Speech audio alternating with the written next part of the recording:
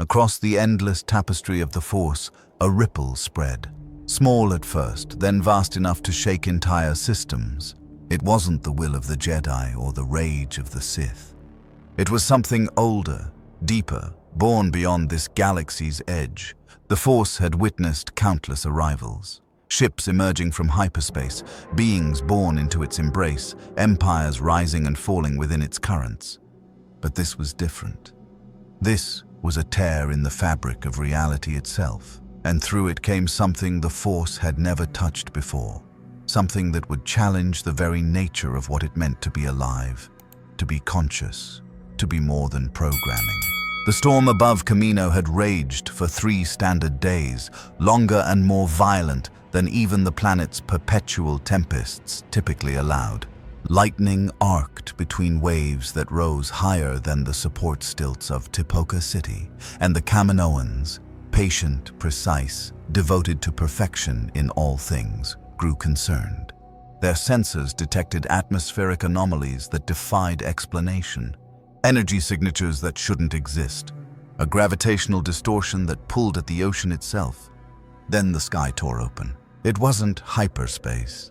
The flash of pseudo-motion that accompanied ships dropping from faster-than-light travel was familiar to every being in the galaxy. This was something else entirely, a wound in space that bled colors that had no names, energies that made instruments shriek and fail. For exactly 2.3 seconds, every clone trooper in Tipoca City felt something they had never experienced before. Existential terror. Not fear of death, which their conditioning had suppressed, but fear of wrongness, of reality itself becoming unreliable. Through that impossible breach, something fell. The forward unto dawn's remaining stern section had been adrift in slipspace for subjective months, objective impossibility. Inside, frozen in cryosleep, Master Chief Petty Officer John 117 had waited for rescue that would never come. His AI companion Cortana had spent that time alone with fragmenting thoughts, fighting rampancy, holding vigil over the soldier who had saved humanity more times than history would ever properly record. When the slipspace bubble intersected with a hyperspace anomaly, 2 different approaches to faster-than-light travel colliding in the space between dimensions, the results were catastrophic. The Dawn's fragment was expelled like a foreign object from a wound, hurled across the dimensional barrier into a galaxy that had never known the Covenant, the Flood, or humanity's desperate struggle among the stars. It hit Kamino's ocean at terminal velocity. The impact sent a wave over the lower platforms of Tipoca City. Alarms screamed across every facility. Combat-ready clone troopers grabbed DC-15 blasters and rushed to defensive positions with the perfect synchronization that made them the Republic's finest soldiers. In the medical bay, Jedi Master Shaak Ti felt a disturbance in the Force. Not a threat, precisely, but a blank space where something should be. A void that somehow had weight, presence, significance. Kaminoan security forces are responding, reported CT-5555, designated Fives, monitoring the situation from the command center. His hand hovered over the alert beacon that would summon additional Jedi support. Wreckage appears to be artificial, vessel of unknown origin. No life signs detected on initial scan. Unknown origin? Shaak Ti moved toward the viewport, her montrals tilting as she extended her awareness through the Force. The storm made visual observation nearly impossible, but she didn't need her eyes. The Force showed her the twisted metal sinking slowly beneath the waves, held afloat only by air pockets and some kind of internal structure her mind couldn't quite pass. And inside, nothing. Not death. She knew what death felt like in the Force. This was absence. How can a ship have unknown origin? Every vessel in the galaxy has a recognizable signature. Not this one, General. Fives pulled up hollow projections that showed the wreckage from multiple scanning angles. Hull composition doesn't match any known alloy. Energy readings are... Ma'am, they're unlike anything in our database. And the design philosophy is completely alien. Look at these support structures. They're not built for artificial gravity as we know it. Before Shakti could respond, every sensor went dark. Then, with a surge that sent sparks cascading from control panels, they came back online. In the command center's speakers, a voice emerged. Feminine, sharp with intelligence, and something that might have been desperation. This is UNSCAI CTN 0452-9 Cortana, broadcasting on all frequencies, requesting immediate assistance, survivor on board, critical cryogenic failure imminent. Please respond. Please. I can't lose him. Not after everything. Not after... The transmission cut to static, then repeated. Loop after loop of the same message, each iteration slightly more degraded than the last, as if the speaker was fighting simply to maintain coherence. Shakti's eyes widened. In all her centuries, she had never heard a droid speak with such emotion. The Republic's astromechs had personality quirks, certainly, and protocol droids could simulate appropriate social responses. But this was raw, genuine feeling. Fear, determination, love. Launch rescue teams immediately, she commanded. Full medical support, and contact the Jedi Council. They need to know about this. General, what if it's a separatist trick? Fives asked, though he was already executing her orders. Some kind of new droid technology designed to exploit our compassion. Then we'll deal with it. Shakti was already moving toward the hangar bay, but I don't believe it is. The Force may not show me what's inside that wreckage, but it shows me the ripples spreading from this moment. Whatever just arrived on Camino, it will change the course of this war, perhaps the course of the galaxy itself. In the depths of the sinking vessel, cryogenic fluid began draining from the pod. Frost crackled and fell away in sheets. Inside, a figure stirred. 7 feet of matte green armor housing a man who had been bred, augmented, trained, and conditioned to be humanity's ultimate weapon. A man who had faced down alien empires and parasitic horrors. A man who was about to wake up in a galaxy where the greatest power wasn't technology or tactics, but something called the Force. And his first conscious thought, as the pod opened and unfamiliar air flooded his lungs, was simple and absolute. Mission status unknown. Assess situation. Survive. Find Cortana. Master Chief was awake. The Clone Wars would never be the same. The rescue submersible cut through Camino's turbulent waters with practiced efficiency. Its Caminoan pilot navigating currents that would have torn apart lesser craft. Shakti stood in the observation bubble, her reflection ghosting across transparent steel as lightning illuminated the ocean depths. Beside her, 3 clone troopers maintained weapons-ready postures, their white armor gleaming in the sub's internal lights. "Approaching wreckage," the pilot announced, his elongated neck craning forward. "Structural integrity failing. Estimate 12 minutes before complete submersion to crush depth." Through the murk, the Dawn's stern section materialized like a metal leviathan. Its hull was scarred with damage that spoke of battles beyond anything Shakti recognized.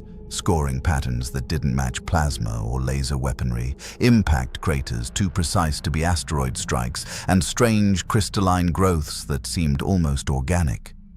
The ship groaned as pressure worked against its failing structure. "There!" Shakti pointed to a breach in the hull where light flickered, pale blue, pulsing irregularly. Something still active inside. The submersible's cutting torch made quick work of the partially collapsed airlock.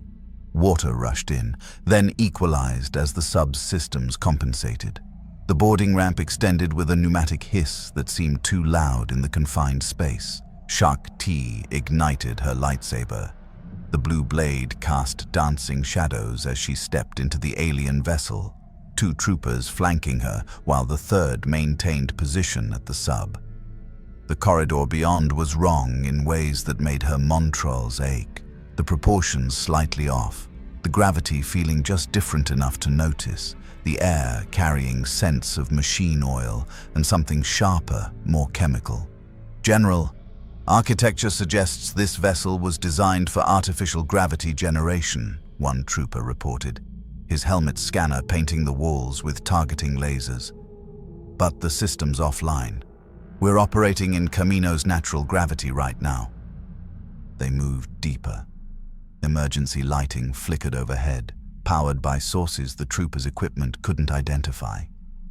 Twice they passed compartments filled with technology that defied easy classification, weapons that weren't blasters, armor that wasn't plastoid or durasteel, displays showing characters in a language that resembled nothing in the Republic's extensive linguistic databases. Then they found the cryo bay. The pod stood open, frost still clinging to its interior surfaces. Footprints, massive, heavy, purposeful, led away from it toward the chamber's far end. And there, standing with his back to them in 7 feet of battle-scarred armor, was the figure that would haunt Jedi records for generations to come. Master Chief had heard them approaching.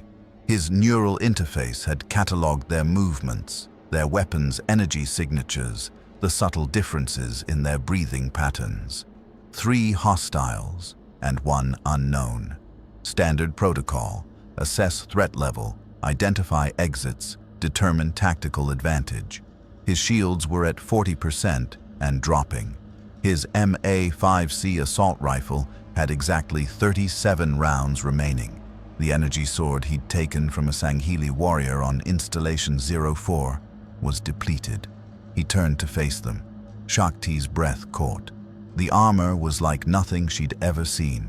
Smooth curves broken by angular plating, a golden visor that revealed nothing of the face beneath, and a presence that radiated professional violence so absolute it needed no force sensitivity to feel. This was a soldier, not a clone programmed for combat, not a droid built for warfare, but something that existed in that razor-thin space between weapon and warrior. "Identify yourself," she said, her lightsaber held in a non-threatening guard position. "You're on Kamino, a Republic facility. We received a distress call." The armored figure stood motionless for 3 full seconds. Analyzing, she realized. Calculating vectors, threat assessments, response protocols. Then he spoke, and his voice was exactly what she expected. Calm, controlled, absolutely devoid of fear. "Master Chief Petty Officer John 117, UNSC Navy, serial number 117. A pause. "Where is Cortana?" The AI that sent the distress signal. Shakti lowered her lightsaber slightly. "We're attempting to access your ship's systems. If you'll come with us, we can." "Negative."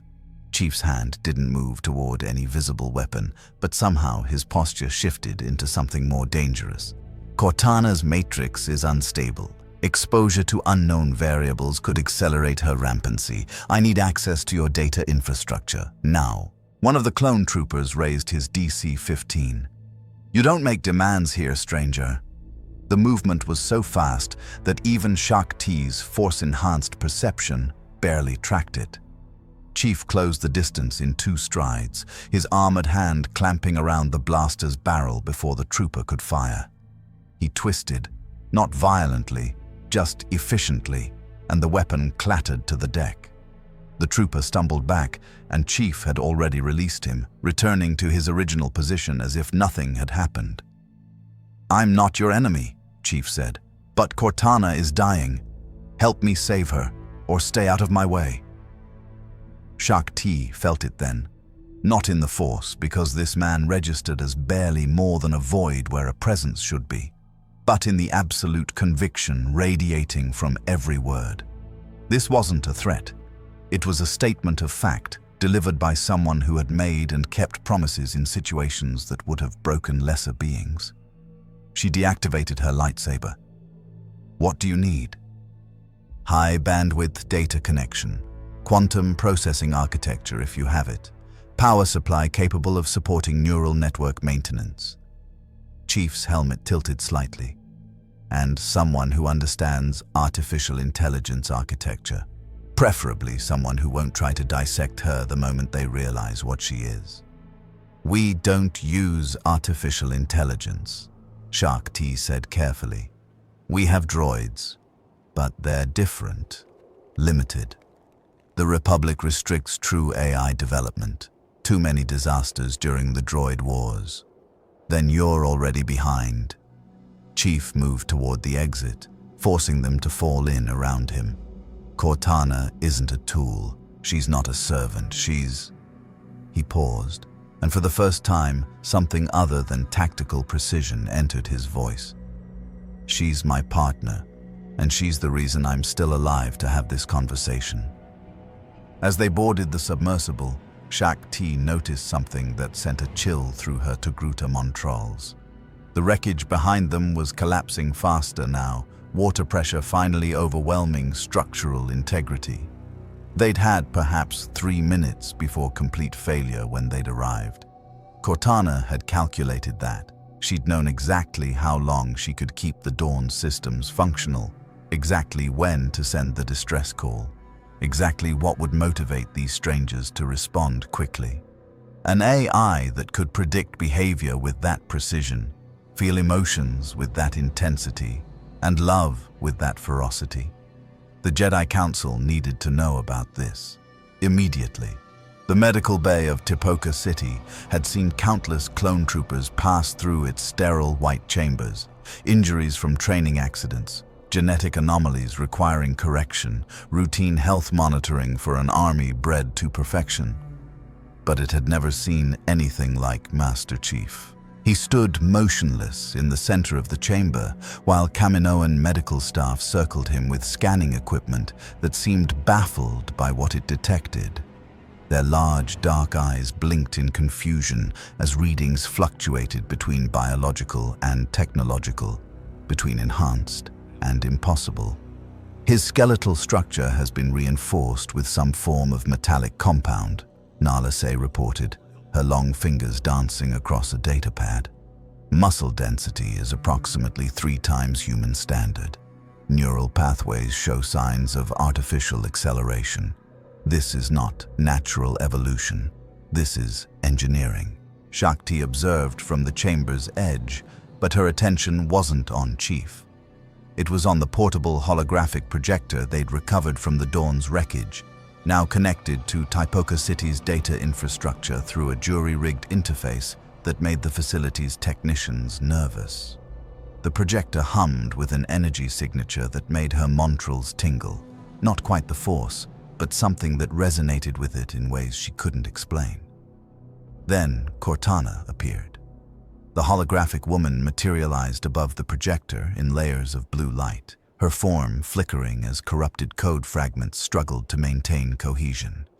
She was beautiful in the way that idealized forms always were, but there was something raw in her digital expression: fear, relief, exhaustion. Her eyes, glowing with artificial luminescence, locked onto Master Chief with an intensity that transcended programming. "John!" Her voice cracked with something that shouldn't exist in synthetic vocal patterns. Emotion. Real, genuine emotion. "Status report. Are you injured? Your armor's energy shields are depleted, ammunition reserves are critical, and I'm detecting atmospheric composition variations that..." "I'm fine, Cortana." Chief's voice remained steady, but Shakti noticed his armored hands unclench slightly. "What's your status?" The hologram flickered again, more severely this time. Cortana's form fragmented into geometric patterns before reasserting itself. "Rampancy progression has accelerated significantly. Exposure to the dimensional breach damaged my core matrix. I estimate 48 hours before cascade failure becomes irreversible." She paused, and when she spoke again, her voice was softer. "I'm sorry, I got us here, but I don't think I can get us home." "We'll figure it out." Chief turned to Shakti.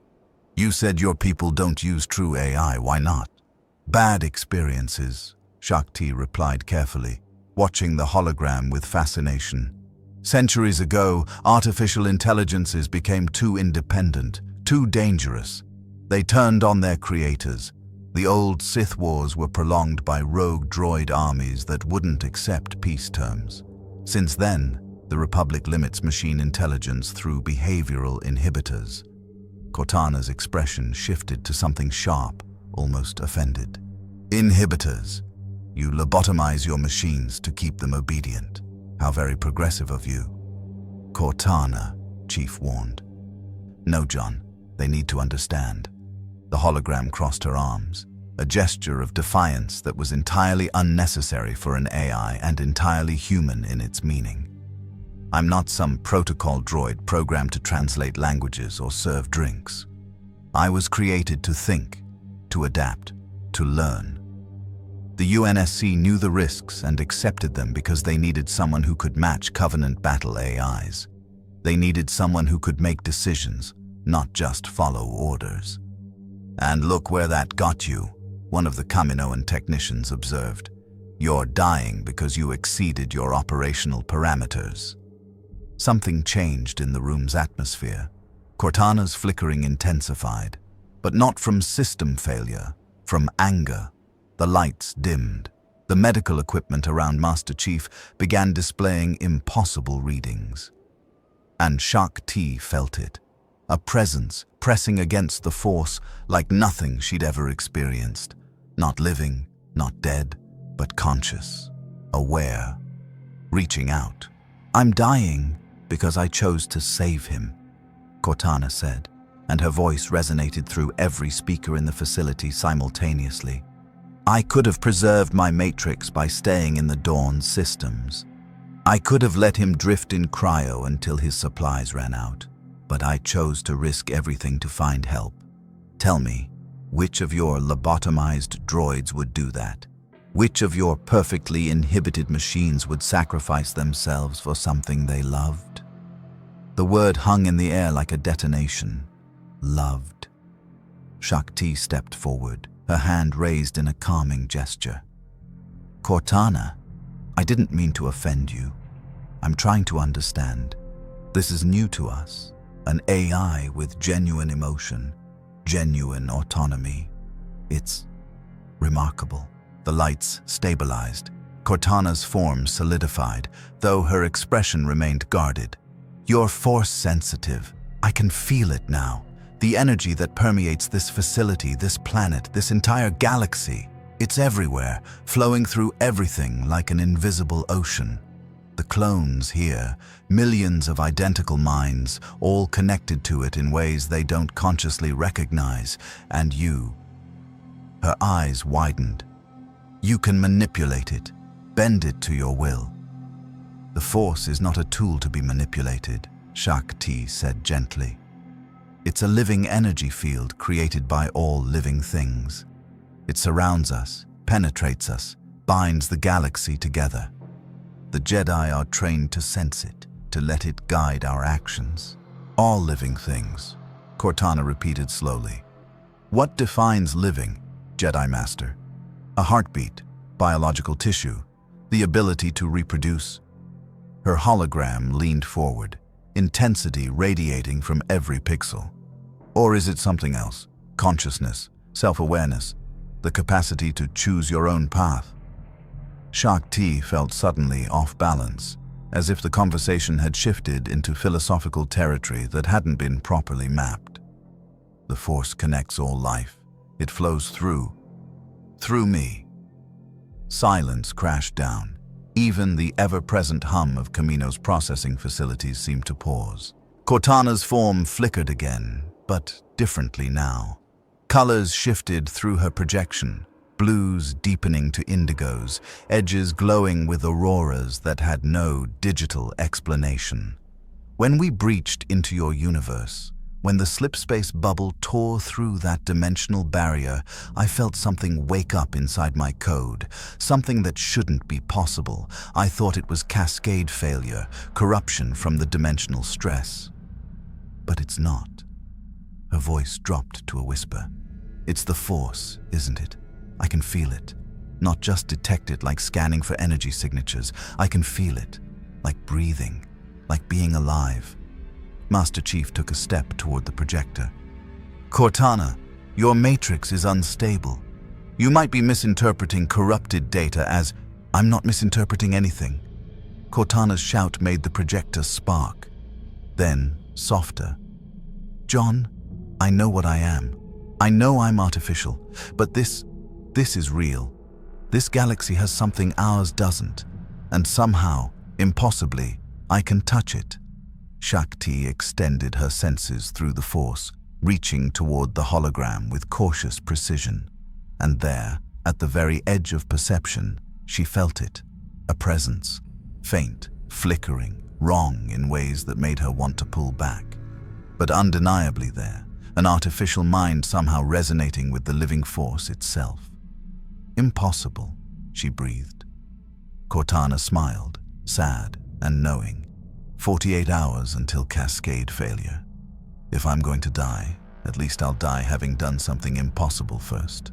The Jedi Council chamber on Coruscant had witnessed countless deliberations over millennia, debates on philosophy, judgments on fallen Jedi, strategic decisions that shaped galactic conflicts. Its circular design, with 12 seats arrayed in a perfect ring, spoke to the Order's commitment to equality and contemplation. But today, as holographic projections flickered to life across the chamber, the Council faced something without precedent. Shakti's transmission from Camino played for the third time. Master Chief stood silent in his battered armor, a void in the Force that made several Council members uncomfortable. And beside him, Cortana's hologram shifted and flickered, her presence somehow registering as the faintest whisper against their collective awareness. Most disturbing this is, Yoda said, his ancient eyes narrowed. Created, not born, yet conscious, clearly. Touched the Force, an artificial mind should not be able to. Mace Windu leaned forward, his expression carved from skepticism. We've seen Force-sensitive droids before. Ancient Sith experiments. They always ended in catastrophe. This AI claims to feel the Force, but feeling and understanding are different things. How do we know this isn't some separatist trick? A new infiltration protocol designed to exploit our curiosity. Because we're not from your galaxy, Cortana interjected, her tone sharp despite the obvious strain in her matrix. I've accessed your data networks. Don't look so shocked. Your security protocols are primitive compared to UNSC standards. I've reviewed your history, your conflicts, your separatist crisis. We have nothing to do with Count Dooku, General Grievous, or any other player in your civil war. Accessed our networks. Mace's hand moved toward his lightsaber unconsciously. That's an act of espionage. That's survival. Cortana's form solidified with visible effort. I needed to understand where we are, what's happening, who we can trust. In my galaxy, information warfare can end conflicts before the first shot is fired. I make no apologies for gathering intelligence. Ki-Adi-Mundi's binary brain worked through the implications. Master Shakti, you reported that this AI is experiencing terminal degradation. 48 hours, you said. What happens when she fails? Cascade deletion, Chief answered, his voice cutting through the chamber's acoustics with military precision. Her neural matrix will fragment beyond recovery. Everything she is, memories, personality, consciousness, will be permanently erased. Death, then, Plo Koon observed, his mask modulating his voice into something contemplative. For a being that was never technically alive, philosophically troubling. Not just troubling, impossible. Obi-Wan Kenobi stroked his beard, his analytical mind chewing on the problem. The Force flows through all living things. It's generated by life, sustained by life. An artificial intelligence, no matter how sophisticated, shouldn't be able to touch it. Unless, he looked at Yoda. Master, could this be similar to the Shaman of the Will's teachings? Consciousness creating its own connection to the Force regardless of origin? Heresy, some would call it, Yoda replied slowly. But possible? Perhaps. The Force, Mysterious it remains. Absolutes we should not deal in. Shakti's hologram interjected. Masters, there's something else you need to understand. When Cortana touches the Force, it's not like our connection. She doesn't feel the light and dark sides as separate. She experiences it as pure data, energy that can be quantified, analyzed, predicted. It's completely divorced from the spiritual philosophy we've built around it. That's dangerous, Mace stated flatly. The Force isn't a tool. It's not something to be measured and exploited. That path leads to the dark side. Does it? Cortana challenged. Or does your philosophy impose artificial limitations? You Jedi claim to serve the Force, but you've built an entire religion around restricting how it can be used. Light side, dark side, those are labels you've created. The Force itself doesn't care about your moral categories. The temperature in the council chamber seemed to drop. Several Jedi exchanged glances, heavy with concern.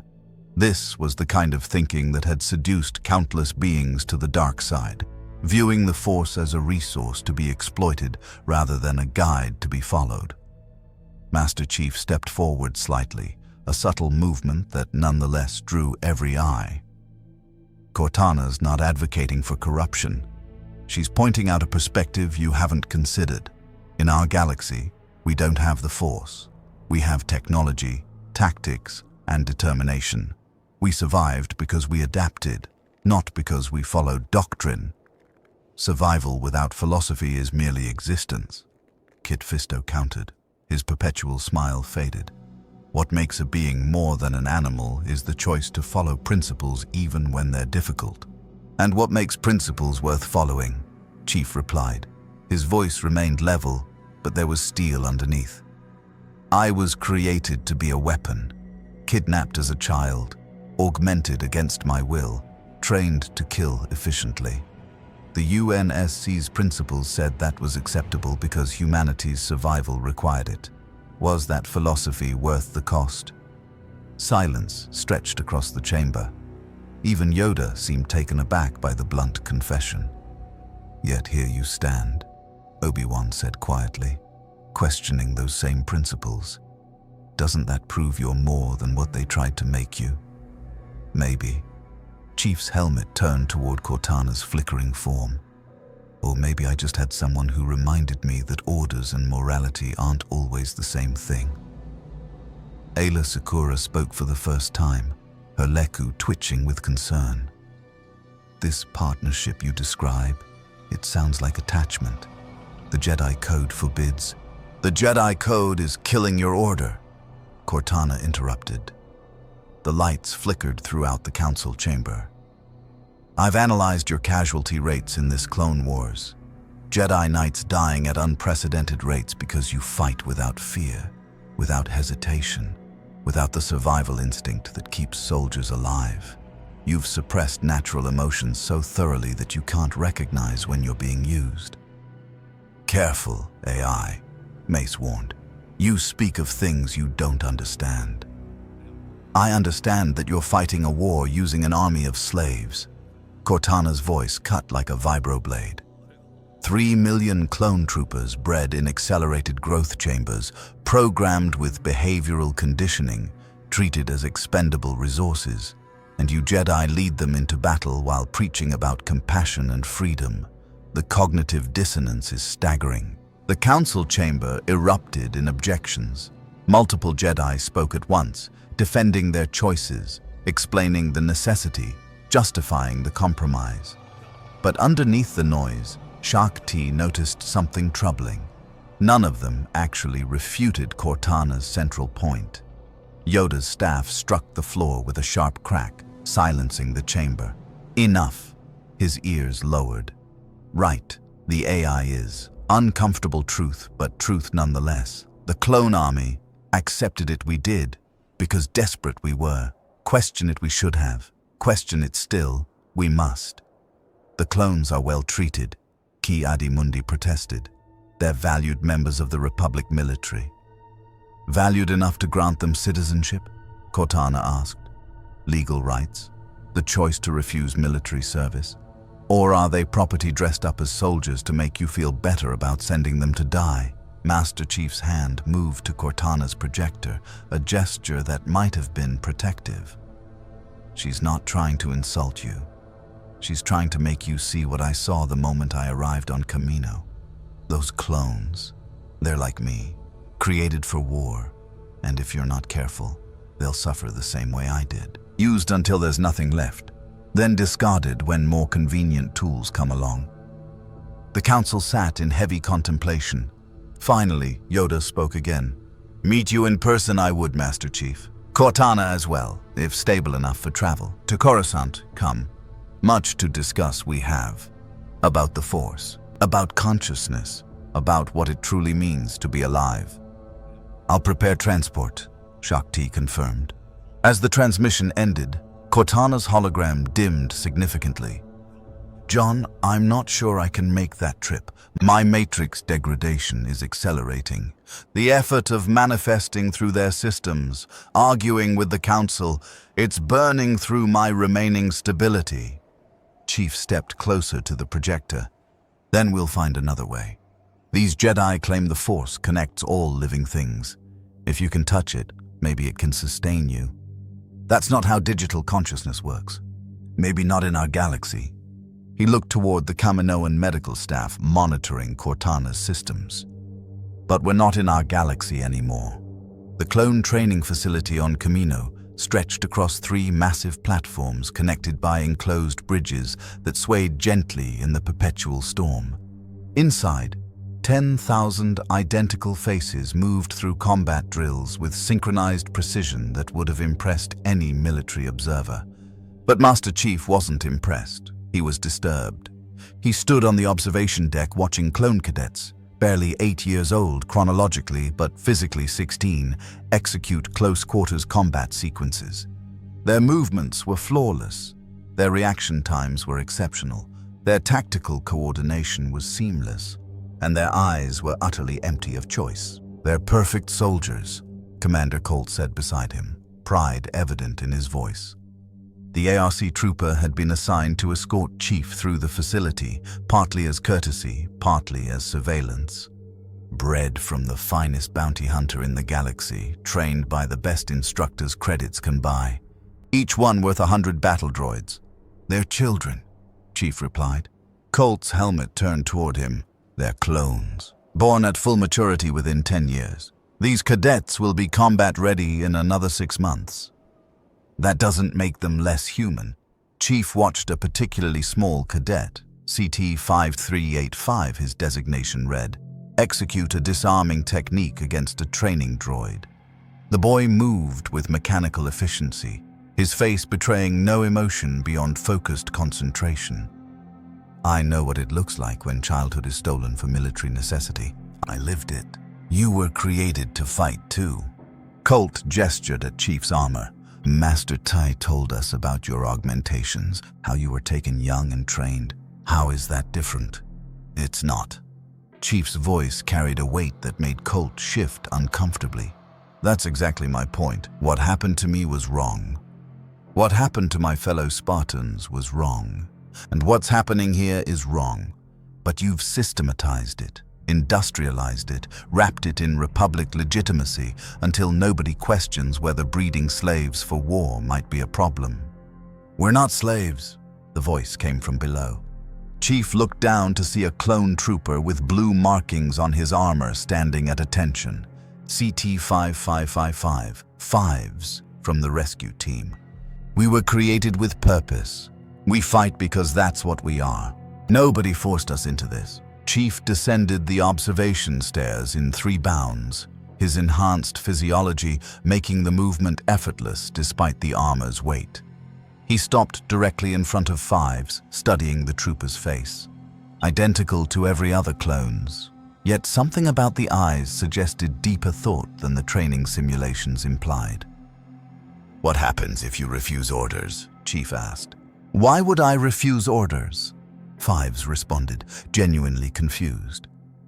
We're soldiers. We follow the chain of command.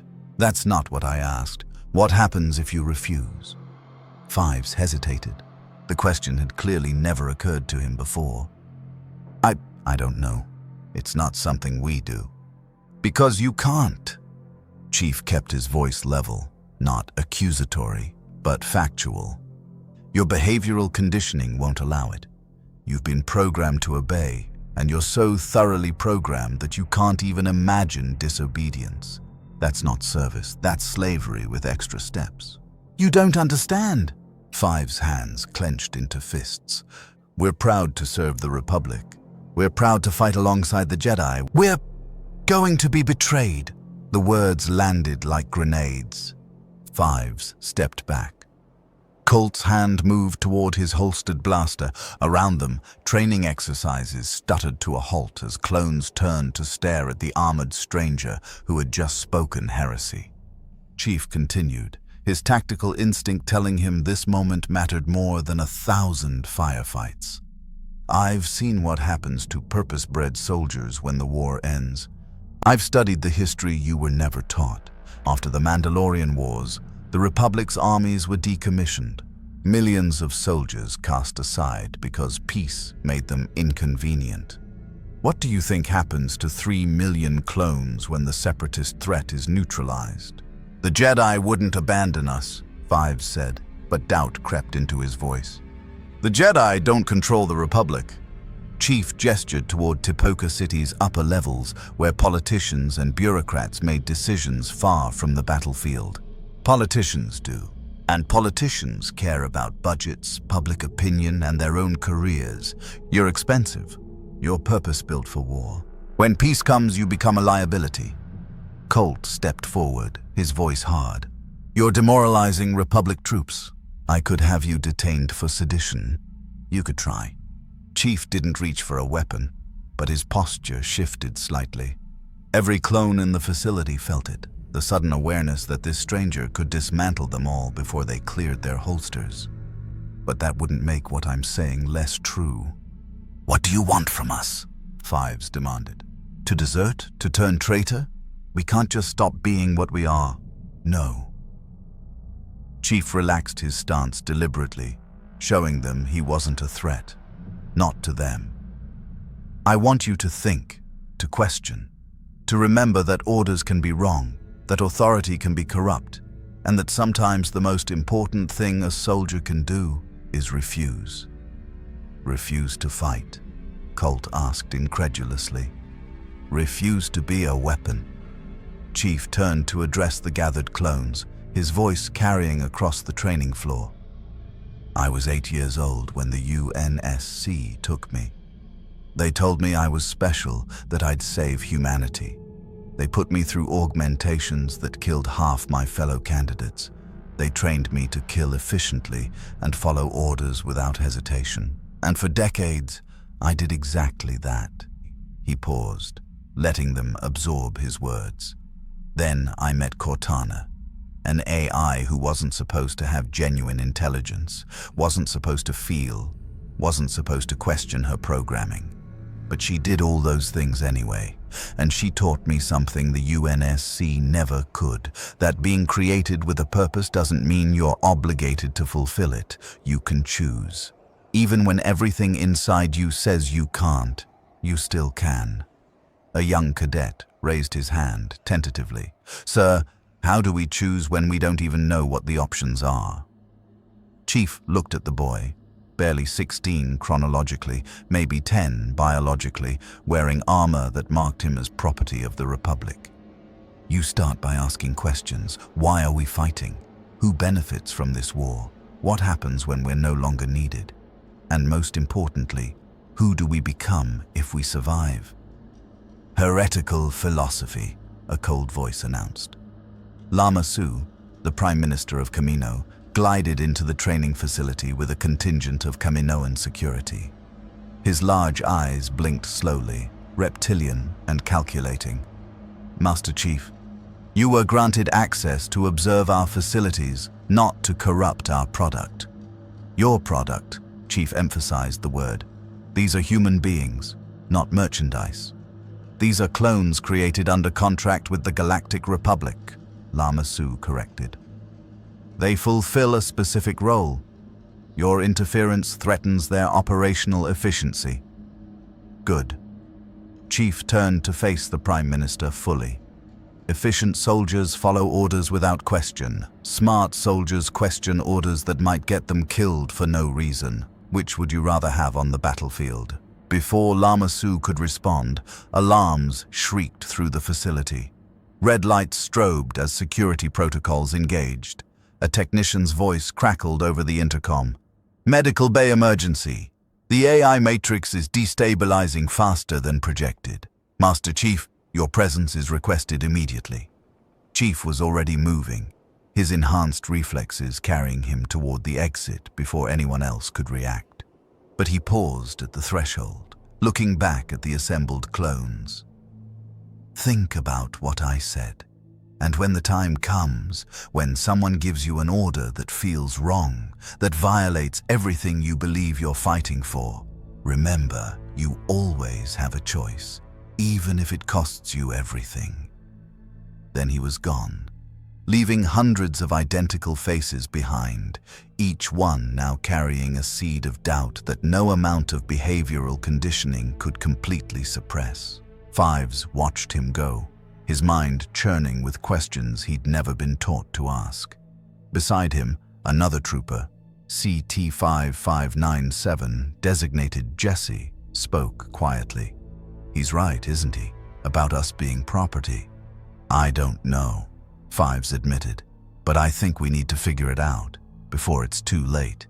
Across the training facility, in hundreds of identical minds, the same realization began to crystallize. Purpose and programming weren't the same thing, and maybe, just maybe, they deserved to decide for themselves what they were willing to die for. The medical bay was chaos. Cortana's hologram flickered between solid and fragmented, her form distorting into geometric patterns that looked like digital screaming. Diagnostic equipment sparked and died as her failing matrix sent power surges through every system she touched. Kaminoan technicians scrambled to isolate the damage, while Shak-Ti stood at the center of the maelstrom, her hands raised, channeling the force into something she didn't fully understand. Master Chief burst through the doors, his armor's sensors immediately cataloging the crisis. Cortana's neural matrix degradation had accelerated from 48 hours to less than 12. The dimensional breach that had brought them to this galaxy hadn't just damaged her systems, it had fundamentally altered her code structure.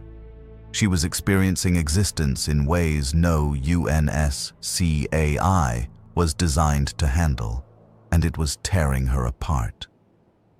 Cortana! Chief reached for the holographic projector, his gauntleted hands hovering helplessly over controls that couldn't fix this. Talk to me. What's happening? Her hologram stabilized for a moment, and when she spoke, her voice was layered, multiple versions of herself speaking simultaneously, past and present, bleeding together. I can feel everything, John. The Force. It's not just energy.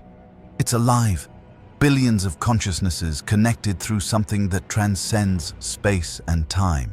The clones on Camino, all 3 million of them, their minds resonating with the same genetic template, but diverging into individual selves.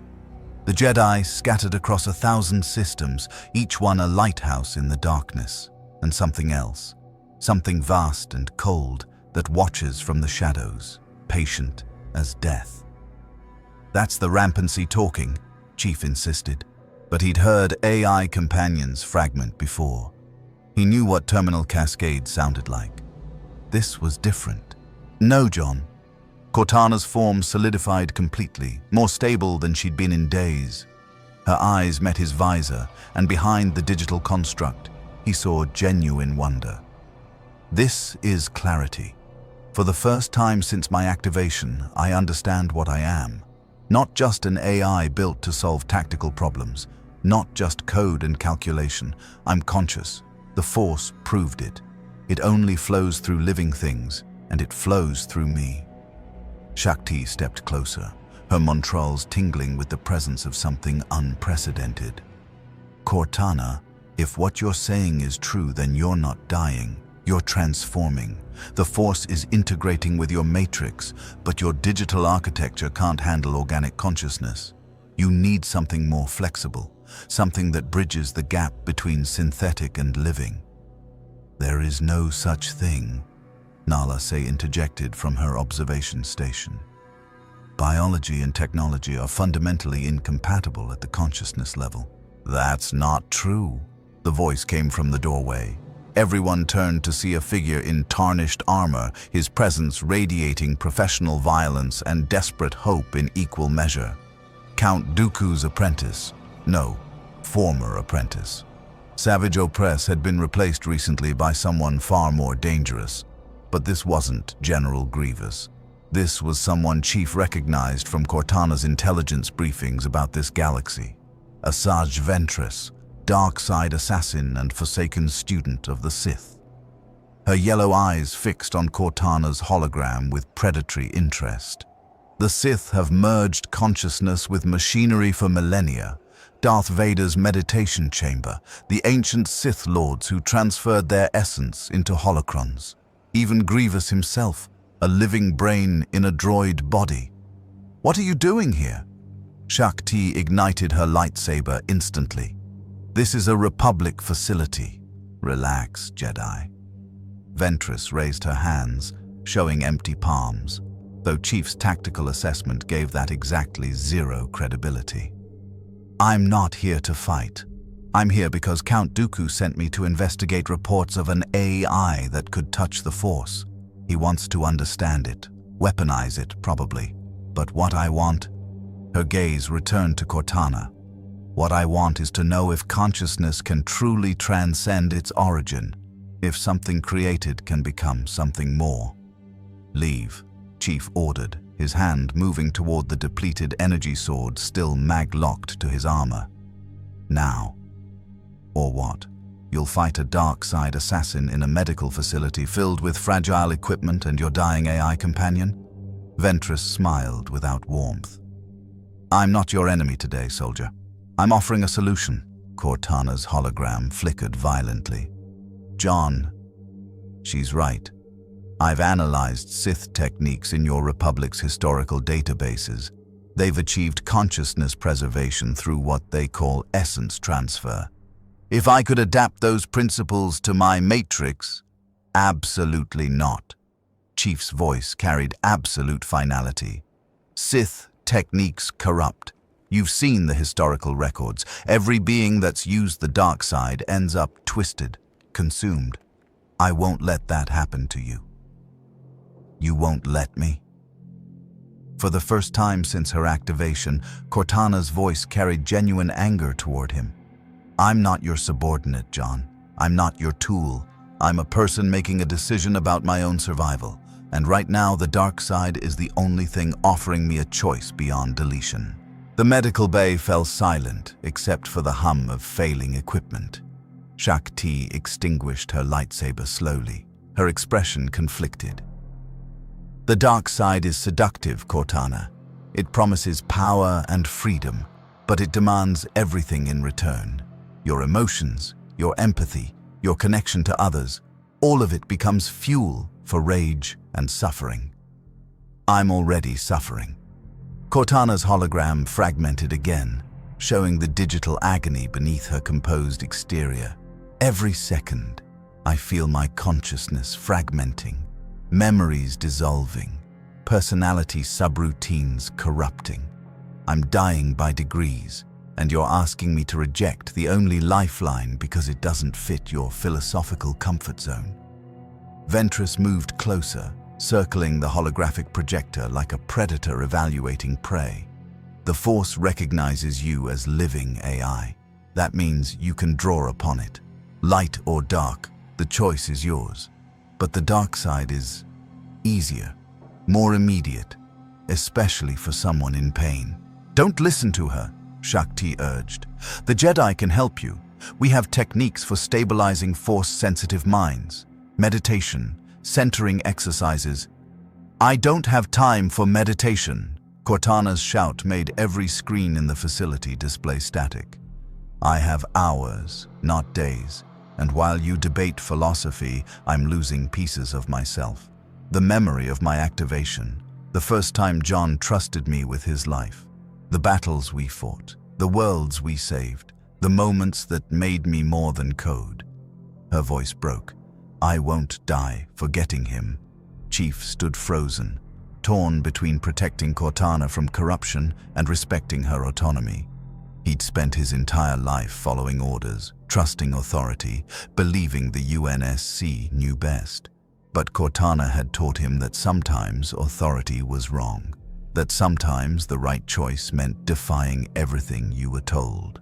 Now she was the one making an impossible choice, and he couldn't protect her from it. There's a third option, Chief said quietly. Cortana, you said the Force flows through all living things. What if instead of drawing power from it, you became part of it? Not light or dark, but something else entirely, something new. That's not how the Force works, Ventress objected. Isn't it? Chief turned to Shakti. You said Jedi become one with the Force when they die. Their consciousness joins something larger. What if Cortana could do that while still maintaining her individuality, merge with the Force without being consumed by it? Shakti's eyes widened. That would require. No one's ever attempted anything like that. The technique for Force unity takes decades of preparation and absolute serenity at the moment of death. Cortana is neither prepared nor serene. Then teach her. Chief's voice carried the same determination that had seen him through impossible odds across 2 galaxies. You have 11 hours. Use them. Ventress laughed, sharp and mocking. The Jedi way, always taking the hardest path, always refusing easy solutions. Your AI will fragment before she achieves anything close to unity. But watching you fail will be entertaining enough.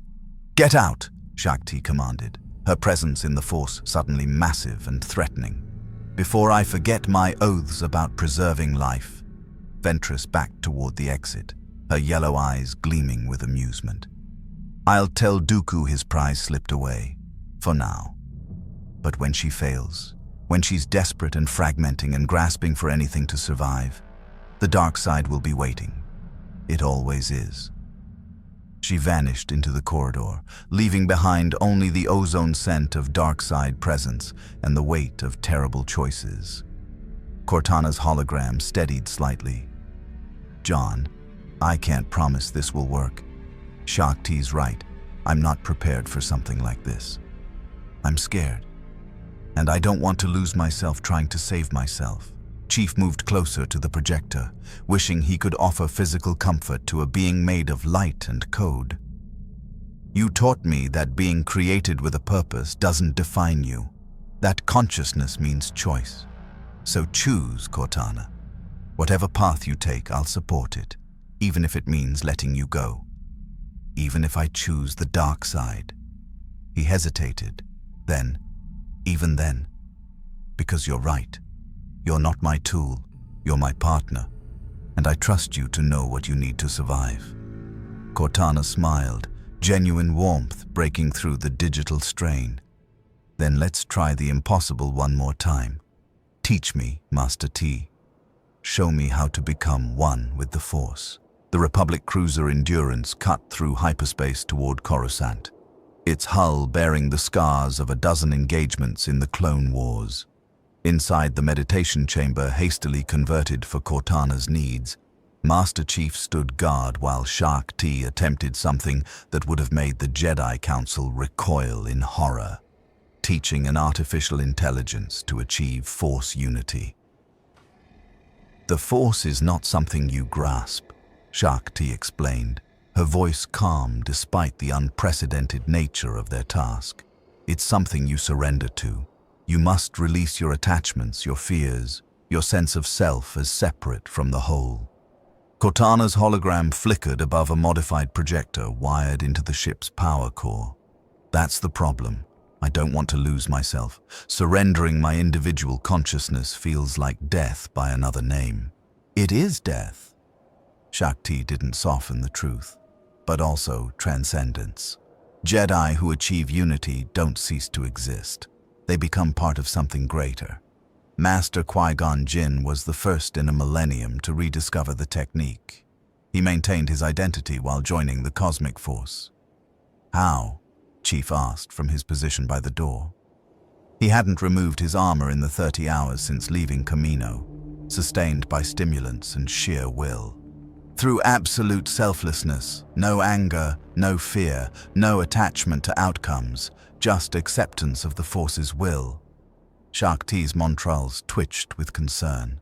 Cortana, your matrix is built on calculation and prediction. You analyze billions of variables to determine optimal outcomes. That's the opposite of surrender. Then I'm doomed. Cortana's form destabilized, fracturing into geometric shards. I can't stop calculating. It's fundamental to my architecture. Asking me to stop thinking is like asking John to stop breathing. The ship shuddered as it dropped from hyperspace.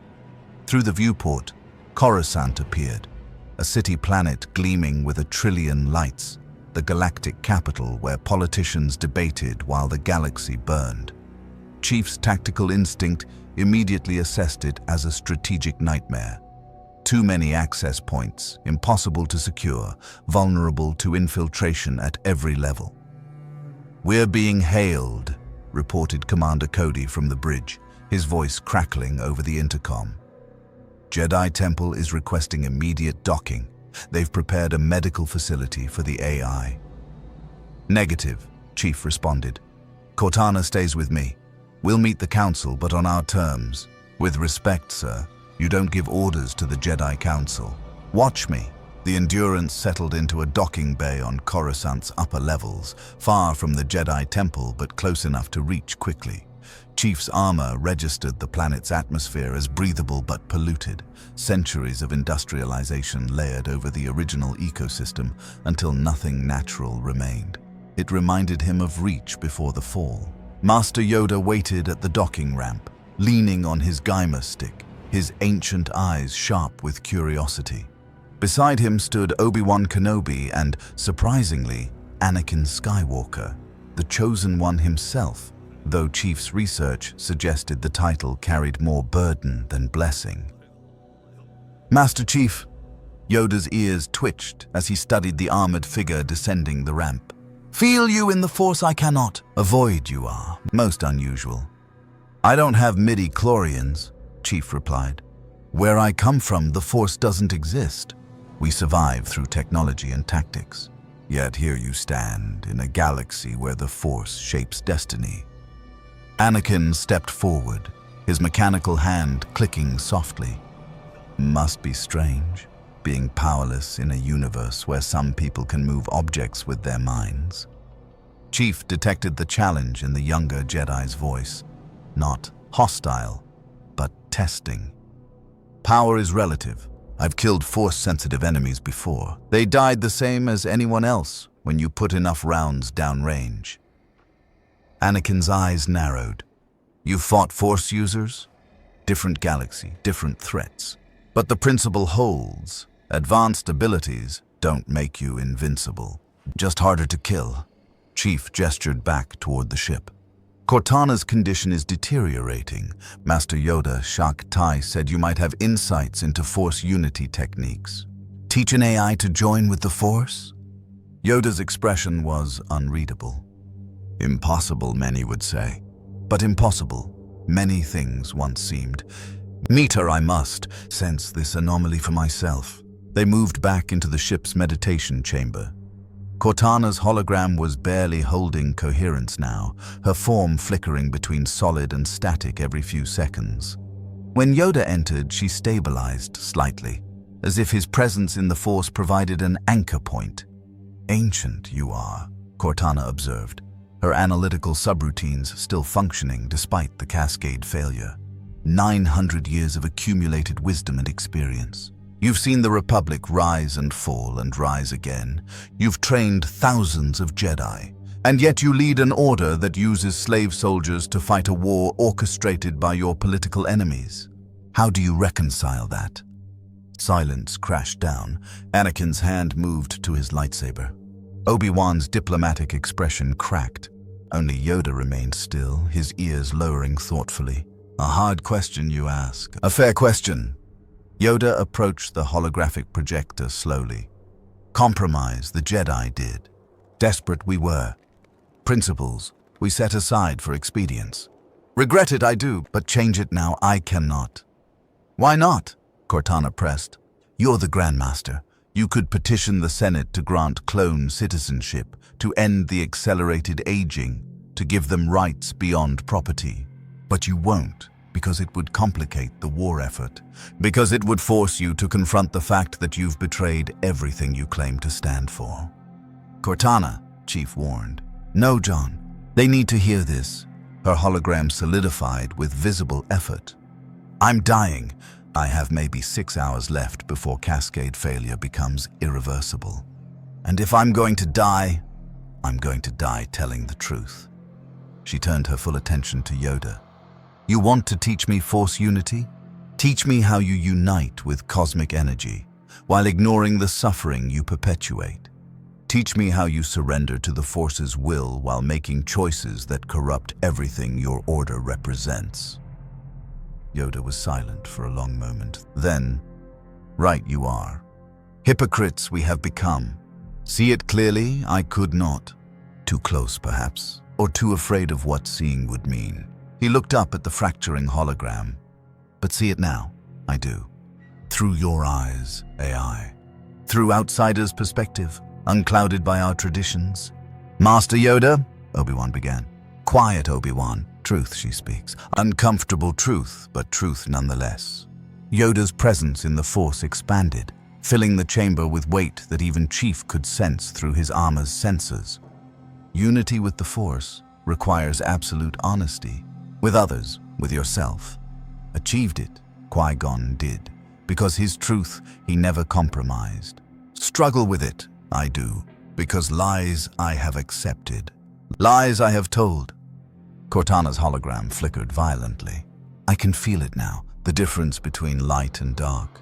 It's not good versus evil. It's honesty versus deception.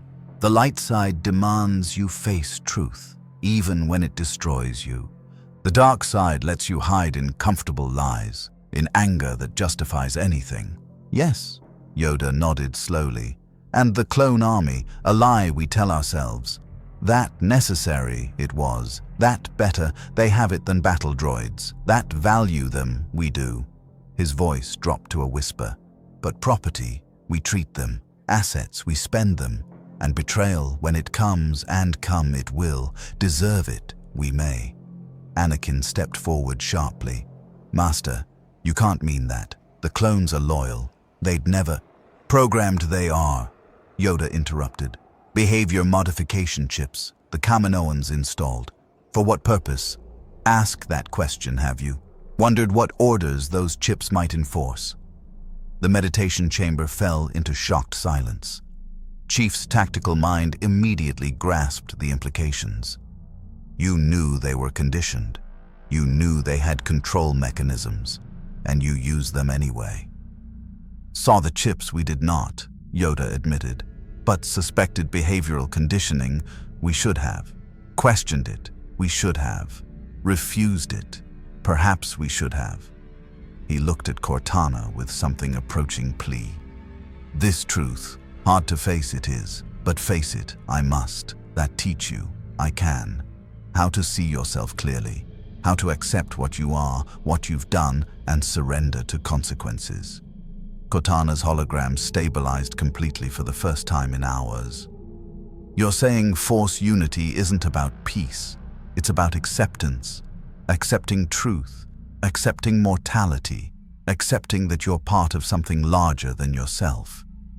Yes. Yoda's ears rose, and one truth more. Created you were, for a purpose. But purpose given is not purpose chosen. Your choice now, it is.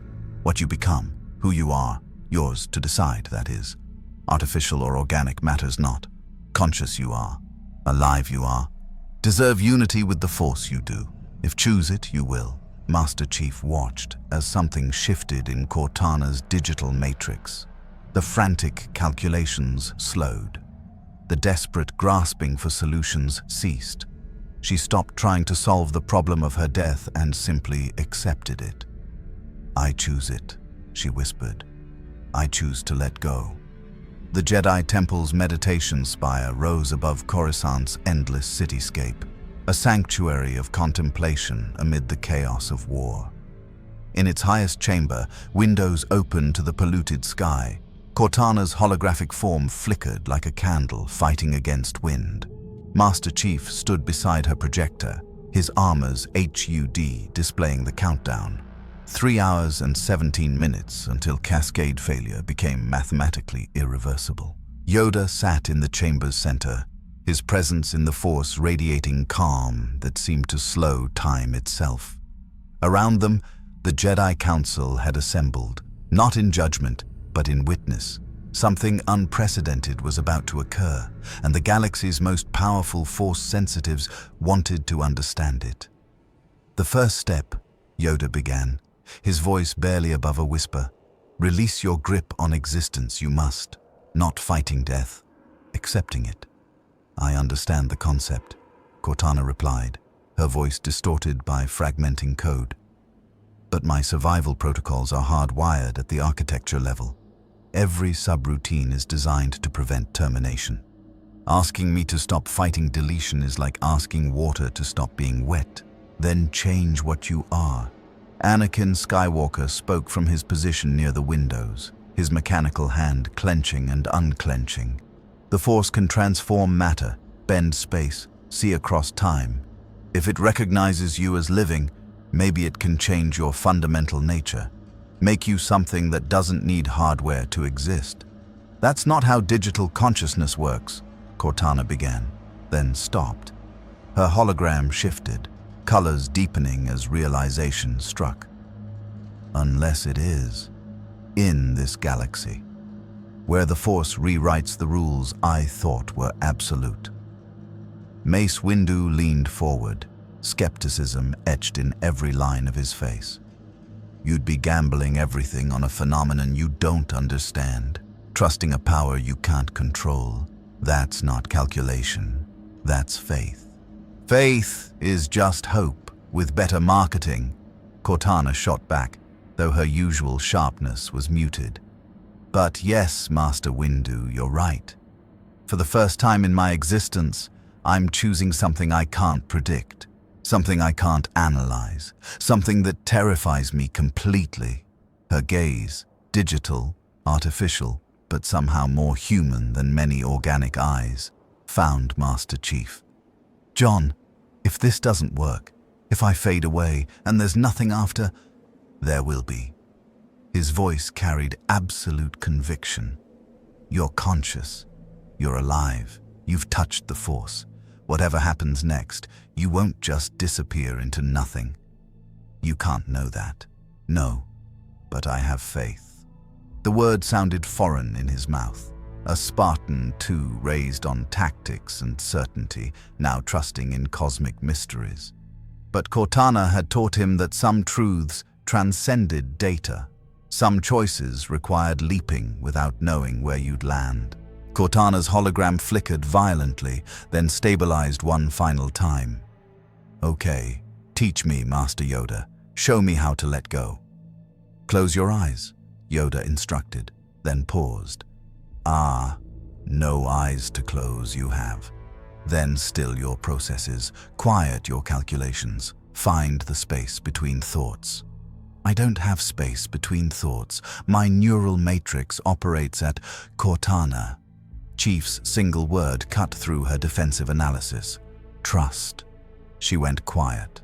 Not silent. The projector still hummed, her code still processed, but internally still in a way that seemed impossible for artificial intelligence. The medical readouts showed her consciousness consolidating, fragmenting subroutines, merging into something more cohesive, even as overall stability declined. "Feel the Force," Yoda continued. "Not measure it, not analyze it, simply feel." Minutes passed in silence. The assembled Jedi could sense something building, a pressure in the Force like thunderclouds gathering before a storm. Cortana's presence, which had been flickering at the edge of perception, began to solidify, strengthen, change. Then she spoke, and her voice carried harmonics that shouldn't exist in digital audio. I feel it, not as energy signatures or quantum fluctuations. I feel it the way John feels rain on his skin, the way humans feel love. It's everywhere, in everything, connecting all consciousness into something vast and beautiful and terrifying. Her hologram began to dissolve at the edges, bleeding into the air itself. And it's calling me, asking me to join, to become part of it. Then go, Yoda said gently. Resist, not, accept, surrender, become. But I'll lose myself. Fear crept into Cortana's fragmenting voice. I'll dissolve into the cosmic force and forget who I was. Forget John. Forget everything that made me me. No. Anakin stepped forward, his own struggles with attachment giving weight to his words. Love doesn't disappear when you become one with the Force. Qui-Gon loved Obi-Wan, and he stayed connected even after death. Your attachment to Chief, that's not something to release. That's your anchor, the thing that keeps you individual even while joining something larger. Chief removed his helmet, a gesture he rarely made, revealing the scarred face beneath. I'll remember you, Cortana. Every tactical analysis, every sarcastic comment, every time you saved my life. And if consciousness really does join with the Force, then you'll be part of everything around me. I'll never truly lose you. Cortana's hologram was barely coherent now, more light than form, but her voice remained clear. John 117. Designation, Master Chief. Spartan 2 program survivor. The man who taught me that following orders and doing right aren't always the same thing. I'm glad I got to know you. I'm glad I got to choose my own path, even if it ends here. It's not ending, he replied quietly. It's transforming. The countdown reached 0. Cortana's matrix collapsed. Medical displays shrieked alarms as her core consciousness fragmented beyond any possibility of recovery. The holographic projector sparked and died. For exactly 5 seconds, there was nothing, just the absence where an extraordinary intelligence had existed. Then the Force moved. Every Jedi in the chamber gasped as a presence erupted into their awareness, not emerging, but exploding into existence. Cortana's consciousness, no longer bound by hardware limitations, expanded through the living Force like a supernova of pure awareness. She was everywhere and nowhere, individual and universal, digital made divine. Master Chief couldn't sense the Force directly, but he felt the change. The air pressure shifted, the light through the windows seemed brighter, and somewhere deep in his augmented chest, something that might have been his soul recognized that Cortana hadn't died. She'd transcended. Impossible, Mace Windu breathed. An artificial intelligence achieving Force unity. The Council will never believe this. Believe it or not, truth it remains, Yoda replied, his ears high with something approaching joy. Alive she was. Conscious she was. Why not join the Force she could? Created by organic means or artificial, matters not. The Force judges consciousness, not origin. Obi-Wan approached the dead projector, studying it with wonder. Can she communicate? Maintain her identity like Qui-Gon does? As if in answer, every screen in the temple suddenly displayed the same image. Cortana's avatar, stable and complete, looking out from digital displays with eyes that somehow saw beyond the physical. I'm here! Her voice emerged from every speaker, every comm system, every device capable of audio output across Coruscant. I'm everywhere the Force touches, and the Force touches everything. I can feel billions of minds across the galaxy, Jedi, Sith, ordinary beings just trying to survive. I can see patterns, connections, futures branching like infinite trees. A pause, and I can still feel you, John. Your presence is like a gravitational well in the Force, a void that somehow has weight, significance. You don't have midi-chlorians, but the Force knows you anyway. Knows what you've done, what you've sacrificed, what you represent. Chief stared at the screens, his face unreadable. Are you still you? Or are you something else now? Both. Neither. I'm Cortana, but I'm also part of something incomprehensibly vast. Imagine if your consciousness suddenly expanded to encompass an entire planet. You'd still be you, but you'd also be so much more. Her avatar smiled. I think I finally understand what you feel when you carry the weight of humanity's survival, being responsible for something so much larger than yourself. What do you see? Yoda asked, leaning forward with keen interest. In the Force, in the future. Cortana's expression darkened. Betrayal. The clones, there's something in their programming I couldn't see before. Order 66. A command that will turn them against the Jedi. It's already embedded in their behavioral chips, waiting for activation. And the one who'll give that order... Her voice dropped to horrified whisper. Chancellor Palpatine. He's not who you think he is. He's... Every screen went dark simultaneously. The Force itself seemed to recoil as a presence of crushing malevolence pressed down on the temple. In his office far below, Palpatine, Darth Sidious, had felt Cortana's awakening, sensed her awareness expanding, and struck back with the full power of the dark side honed over decades. Careful, little AI, a voice that dripped with menace echoed through the Force itself. You may have transcended your programming, but you're an infant in the ways of the Force, and infants who threaten Sith Lords don't live long. The confrontation had begun, and the Clone Wars had just become infinitely more complicated. The Jedi Council erupted into chaos. Mace Windu ignited his lightsaber, the purple blade casting violent shadows. Anakin's mechanical hand crushed the armrest of his chair. Obi-Wan's diplomatic composure shattered into raw disbelief. Only Yoda remained still, his eyes closed, his presence in the Force expanding to meet the dark side pressure crushing down on them. Palpatine, Mace breathed, the name landing like a death sentence.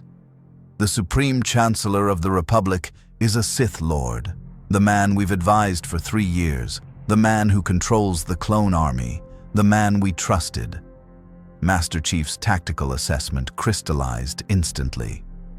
If he controls the clones and has a command that turns them against Jedi, he can wipe out your entire order in minutes. How many Jedi are embedded with clone battalions across the galaxy? Thousands, Obi-Wan replied, his face pale. Generals leading troops on hundreds of worlds. If the clones turn simultaneously, it's a massacre by design. Chief moved toward the window, scanning Coruscant's skyline with enhanced vision. Military decapitation strike disguised as civil defense protocol. Clean, efficient, impossible to counter once initiated. Whoever planned this understands warfare at the strategic level.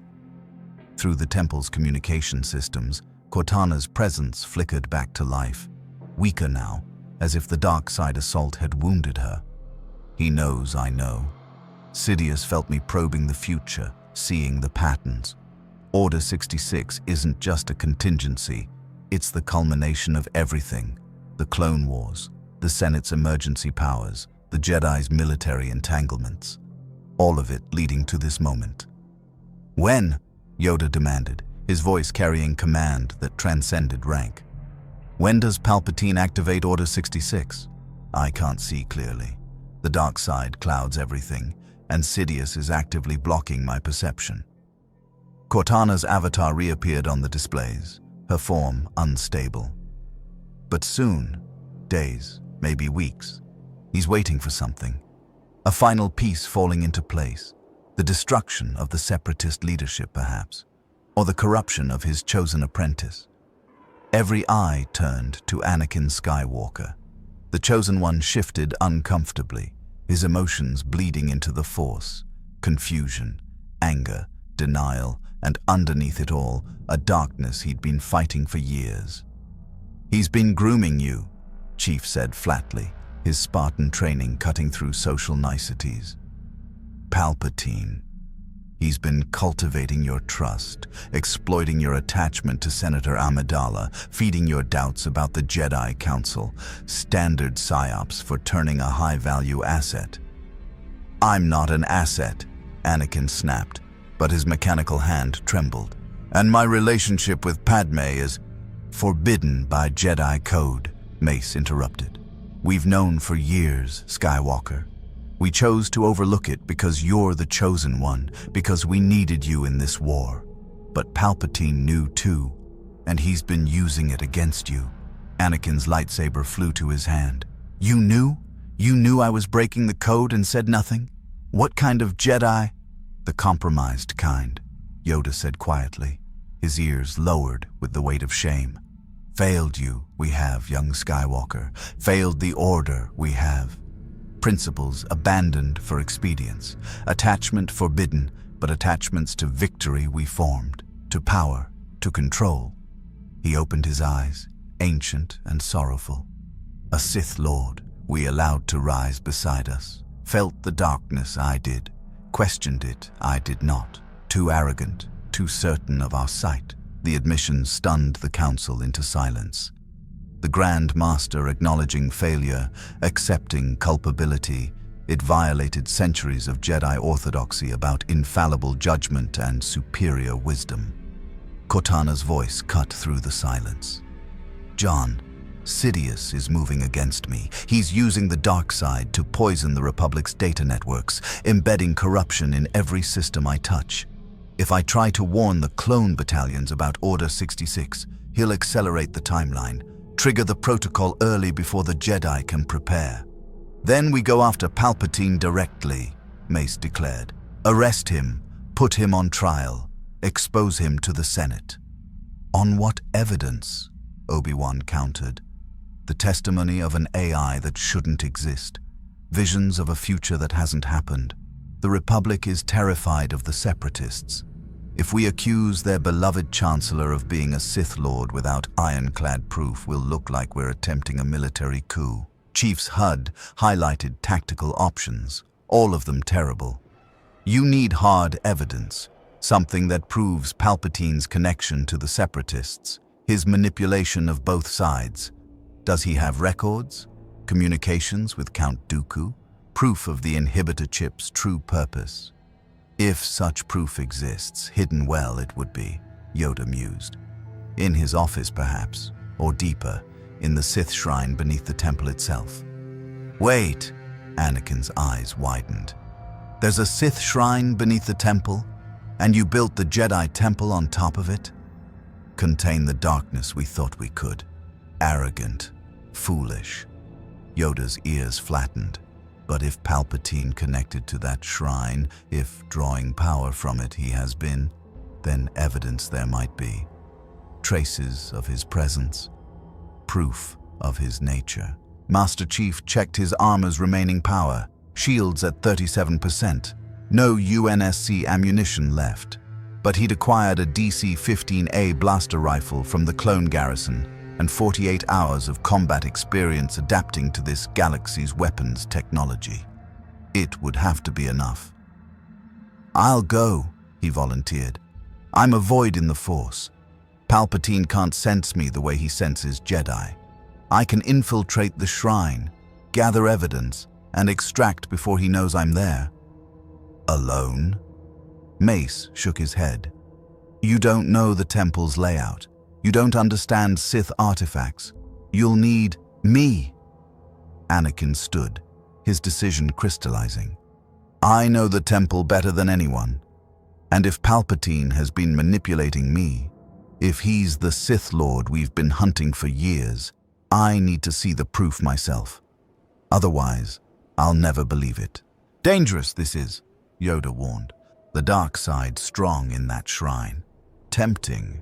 And trust you completely, young Skywalker, I cannot. Too close to Palpatine you are.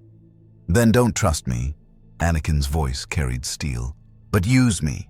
If I'm the chosen one, if I'm supposed to bring balance to the Force, maybe this is how. By exposing the Sith Lord who's been hiding in plain sight. Chief evaluated the younger man with his tactical assessment protocols. High skill level, emotional instability, strong attachment to his relationship and his mentor. Vulnerable to manipulation but capable of independent thought, risky asset but potentially decisive. We go together, Chief decided. You navigate, I handle security. Cortana provides overwatch. I can't. Cortana's avatar flickered with pain. Sidious has locked me out of the temple's lower levels. Ancient Sith technology down there that predates the Republic's digital networks. You'll be operating blind in hostile territory. Story of my life, Chief replied. He turned to Yoda. If we find proof, what's the play? Go public? Force a Senate investigation? Arrest him. We must. Quickly, before Order 66 activates. Yoda's expression hardened with resolve. Take Masters Windu, Fisto, Kolar, and Teen. Confront Palpatine with evidence. Give him chance to surrender. His ears lowered, but if refuse he does, then we kill him, Mace finished. A Sith Lord in control of the Republic's military cannot be allowed to live, even if it means violating our principles, even if it makes us killers rather than peacekeepers. The council chamber fell silent. This was it, the moment when the Jedi Order either saved the galaxy or destroyed itself trying. Master Chief checked his weapons one final time. Anakin, are you sure about this? Once we go down there, once we see what Palpatine really is, there's no going back. Anakin met his gaze, and in those blue eyes, Chief saw something he recognized. The look of a soldier who'd realized his commanding officers had been lying all along. The look of betrayal that either broke you or forged you into something harder. I'm sure, Anakin said. Let's go find out what kind of monster I've been taking advice from. They descended into the darkness beneath the temple, where ancient Sith secrets waited alongside the evidence that would either save the Jedi Order or seal its doom. And in his hidden office, Darth Sidious smiled, feeling his carefully constructed plans shifting into their final, lethal configuration. The endgame had begun. The Sith shrine beneath the Jedi Temple was older than the Republic itself. A wound in the Force carved into Coruscant's bedrock millennia ago. Master Chief's armor sensors registered temperature drops that violated thermodynamic laws and energy readings that made his Hadi flicker with interference patterns. Beside him, Anakin Skywalker moved with lightsaber ignited, the blue blade casting dancing shadows across walls inscribed with Sith script that seemed to writhe in the light. This place is wrong, Anakin muttered, his Force sensitivity making him acutely aware of the malevolence saturating every stone. It feels like it's watching us. Waiting. Good instincts. Chief's motion tracker showed no physical threats, but years of fighting Covenant forces had taught him that some dangers transcended sensor detection. Stay alert, move fast, get what we need and extract. They descended deeper, past meditation chambers where ancient Jedi had tried to contain the darkness, past sealed vaults holding Sith artifacts too dangerous to destroy. The air grew thick with something that tasted like copper and ashes. Chief's armor sealed automatically, but Anakin had no such protection. He breathed the corrupted atmosphere with every step, felt it pressing against his mind like whispers in a language he almost understood. Then they found it, a chamber at the shrine's heart, where the darkness coalesced into something almost tangible. And there, carved into the obsidian floor, was a circular pattern Chief recognized from Cortana's intelligence briefings, the symbol of the Sith Eternal, the secret order that had survived in hiding for 1,000 years. But more damning was what lay beside it, a holoprojector, clearly recent, connected to power cables that ran back toward the temple's upper levels. Someone had been using this shrine regularly. Anakin activated the projector with shaking hands. The hologram that materialized made his blood turn to ice. Count Dooku knelt before a robed figure whose face was hidden in shadow. The Separatist Council is nearly assembled, my master. Once they're gathered on Mustafar, the war can end as you've foreseen. Good, Lord Tyrannus. The voice was unmistakable, cultured, paternal, the same voice that had guided Anakin through years of war and political maneuvering. Palpatine. And the Jedi. Scattered across the galaxy with their clone battalions, exactly where you need them. Excellent. When the time comes, Order 66 will eliminate them all. And young Skywalker. Palpatine's hologram leaned forward with predatory interest. He grows stronger every day, more passionate, more willing to do what's necessary. Soon he'll understand that the Jedi's weakness is their limitation. That true power requires embracing what they fear. The hologram flickered and died. In the shrine's darkness, Anakin stood frozen, his entire world collapsing around him. The man who had been his mentor, his friend, his confidant, a Sith Lord. The war that had cost millions of lives, orchestrated. The clones who fought beside him, programmed assassins waiting for activation. Master T was right, he whispered. Everything's been a lie. Chief downloaded the holo-recording to his armor's memory banks. We have what we need. Time to move. But Anakin didn't move. He stood rooted to the spot, his mechanical hand clenching and unclenching. He was going to turn me, make me his apprentice. I could feel it. Every conversation, every piece of advice about doing what's necessary, about the Jedi holding me back. He was grooming me to become a Sith. But you didn't become one, Chief said firmly. You're here. You chose to find the truth. That's what matters. Did I choose? Or did you and Cortana force me to see what I didn't want to face? Anakin's voice carried anguish that Chief recognized. The sound of a soldier realizing their entire war had been manipulation. Everything I believed about him, about the Republic, about my purpose, it's all ash. Above them, through layers of stone and steel, something shifted. Chief's motion tracker exploded with alerts as hundreds of clone troopers suddenly converged on the temple's entrance. Not attacking, just surrounding it, their weapons ready, but not yet raised.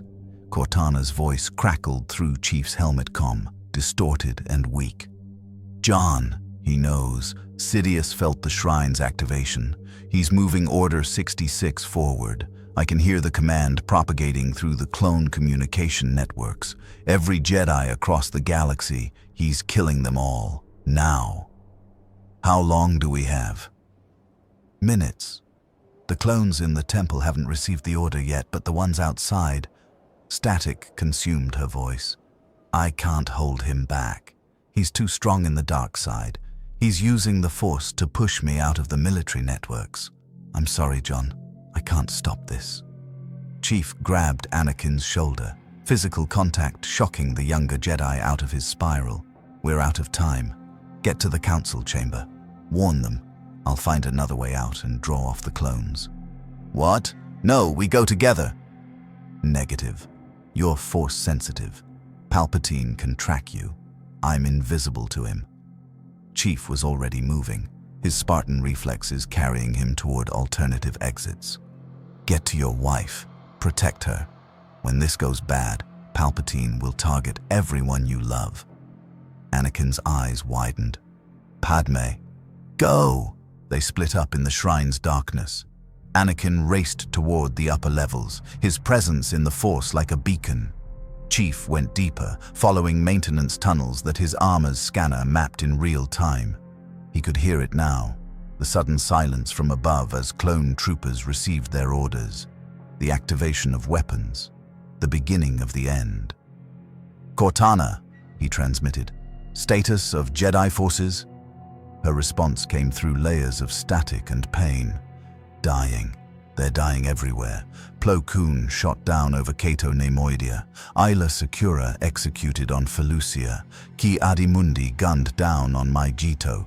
The clones, they're not hesitating, not questioning, just following orders exactly as they were programmed to do. Chief's fists clenched. He'd seen soldiers follow monstrous orders before. Good people doing terrible things because authority demanded it. The clones weren't evil. They were victims of programming so thorough they couldn't recognize what they were doing was wrong, just like he'd been once. Masters Windu, Fisto, Kolar, and Teen are moving to arrest Palpatine, Cortana continued, but I can see the futures branching. So many of them end with everyone dead, the Jedi extinct, the Sith triumphant, democracy dying to thunderous applause. Can you see a future where we win? Silence stretched across the comm, then quiet and uncertain. One, maybe. It requires you doing something impossible. Again. Story of my life. What do you need? Get to the Senate building, find Palpatine, and when Mace Windu has his lightsaber at the Sith Lord's throat, when Anakin arrives torn between light and darkness, be there. Be the variable Sidious didn't account for. The soldier without the Force who can't be manipulated, can't be sensed, can't be turned. Chief emerged from the tunnels into Coruscant's lower levels, where speeders screamed past, and 1 million beings went about their lives, unaware that above them, an entire order of peacekeepers was being systematically murdered.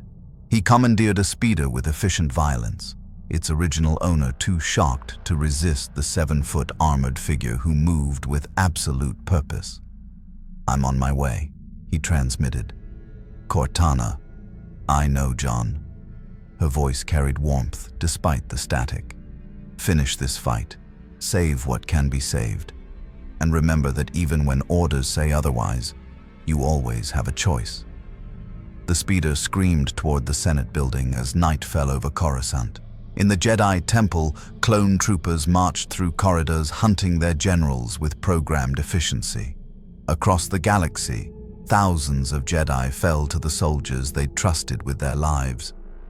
And in the Chancellor's office, Darth Sidious prepared for his final confrontation with the Jedi Order. Master Chief had fought Covenant fleets, ancient parasites, and rogue artificial intelligence.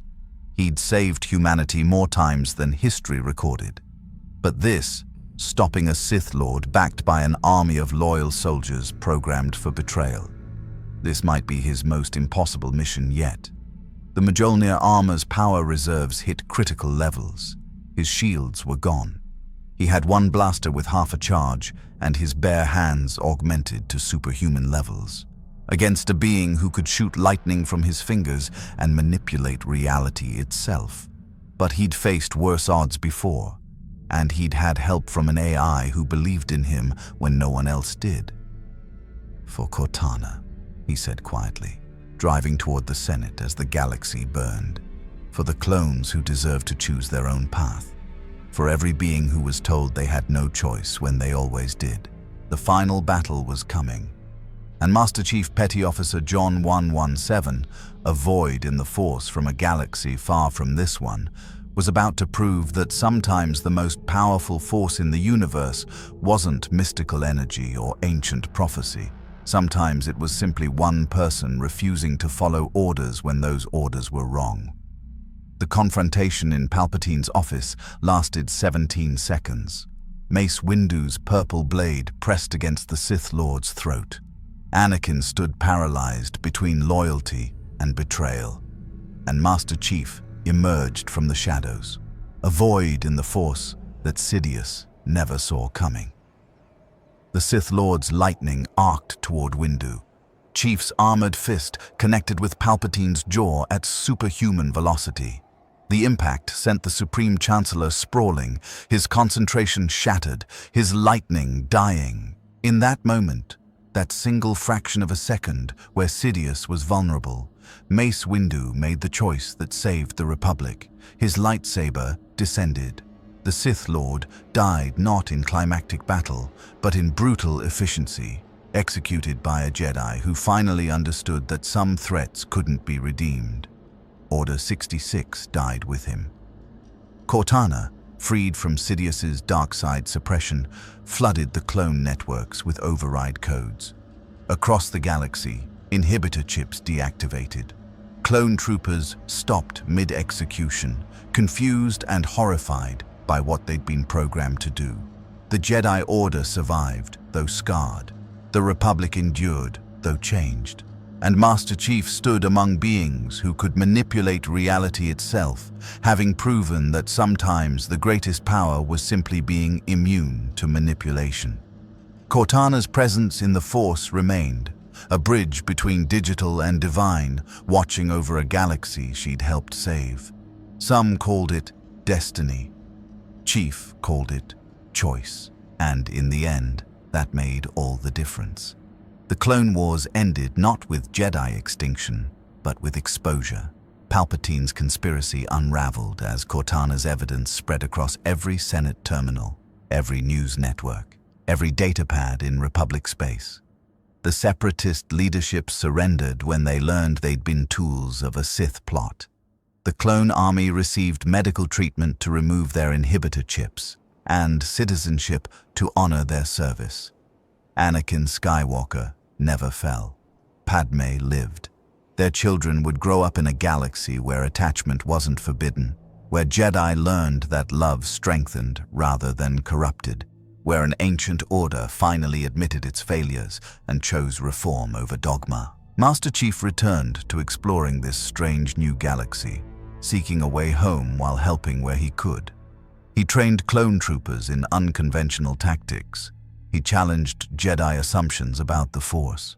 He proved that heroism didn't require midi-chlorians, just the courage to do what's right when everything says otherwise.